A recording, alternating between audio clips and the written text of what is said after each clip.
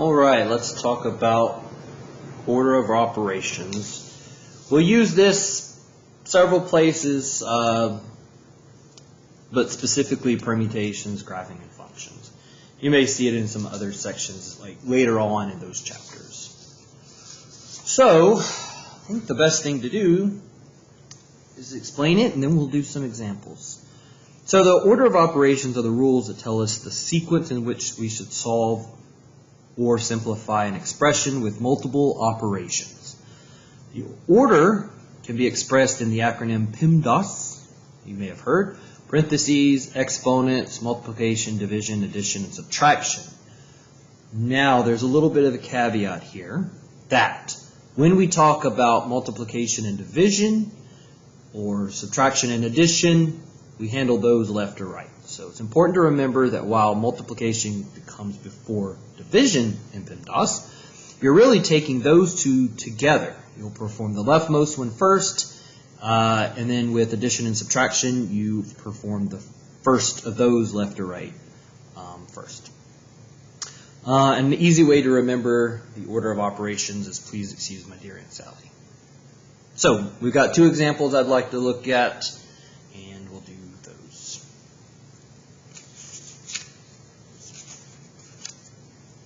All right. So here we go. We got this one, 6 bracket 2 plus 3 parentheses 5 minus 1 bracket.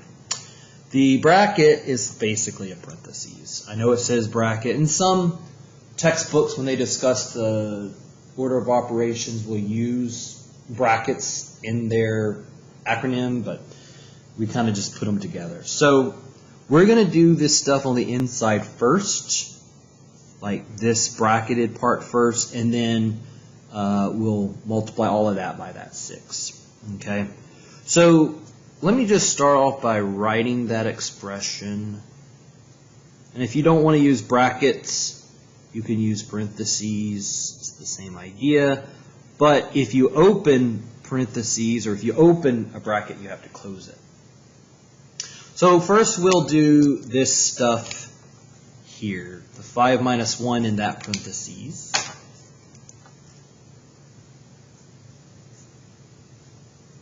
Two plus 3 times 4. All right.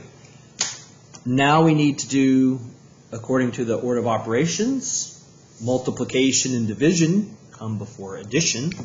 So we need to do this 3 times 4. And I know that this 6 is multiplied by all of this, but we have to clean up that parentheses or that bracket first. So, plus 12. Okay.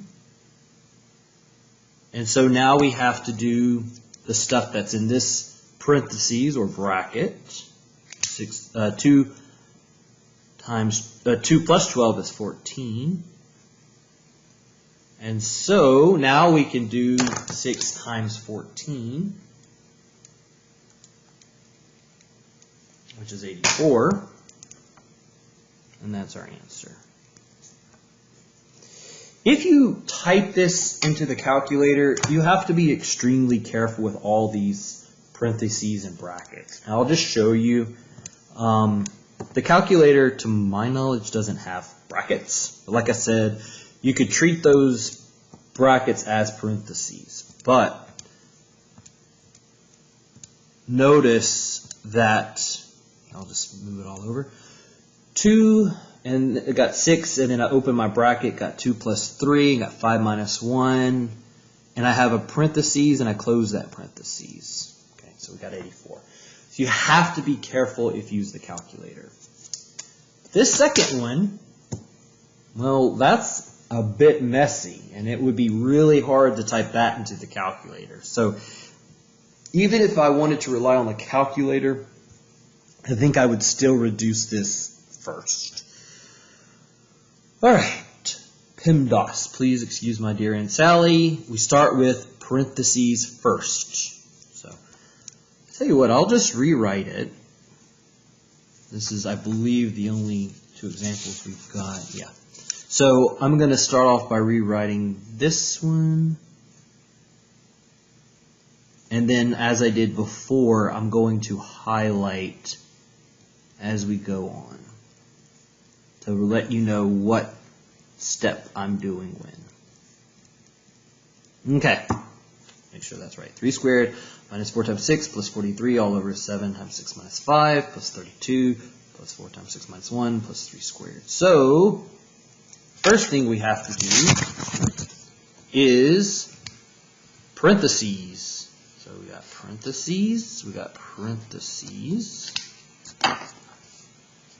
So I'm going to rewrite everything.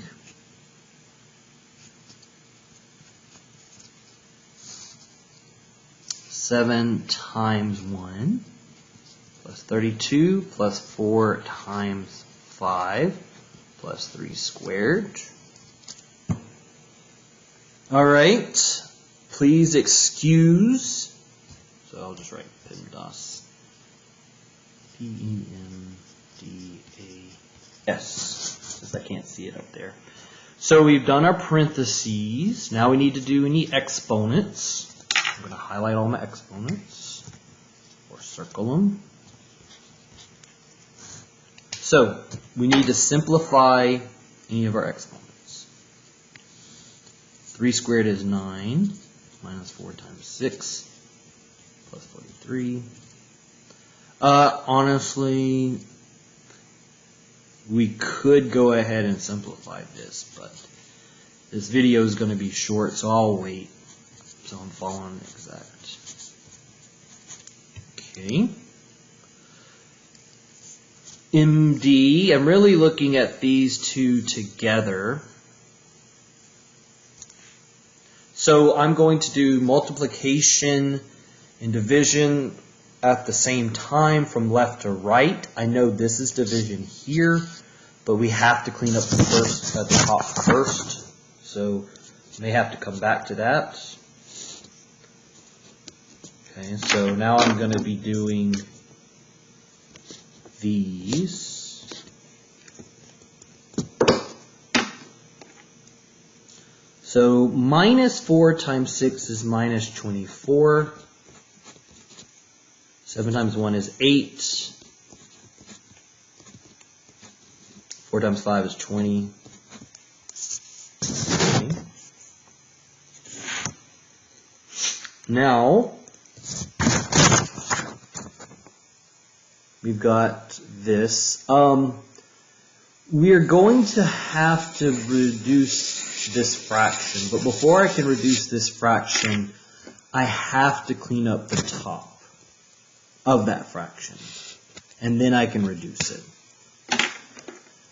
Okay, so 9 just to make sure it's correct, 9 minus 24 plus 43 is 28. Oh, look at that. 7 times 1 is not 8. That's not right. Yeah, so that 7 times 1 should have been a 7. I had an 8 there, but we fixed it. 9 minus 24 plus 43 is 28. So we have 28 over 7 plus 32 plus 20 plus 9. All right. We're going to add these things in just a second, but let's go ahead and do this division, and then we will add it at the end. So 28 over 7 is fortunately 4. And I say fortunately because had it been 8, I had that 8 there, we had a fraction. Ugh, we're going to have to add fractions and stuff. All right, but it's going to be 4 plus 32 plus 20 plus 9, 65.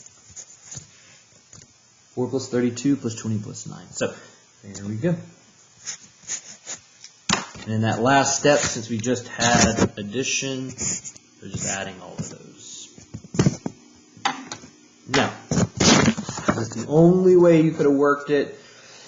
No, I mean, we could have cleaned up some stuff earlier on, but I was trying to stay as close to following this exactly as possible. But, yep, there you go. If you wanted to type this one into the calculator, honestly, I don't think I would. It's too messy with all of this happening with fractions and then parentheses and exponents. And if you try to type it all in the calculator, it's not going to fit. So you don't really know if you have the correct thing typed. So I would at least clean it up.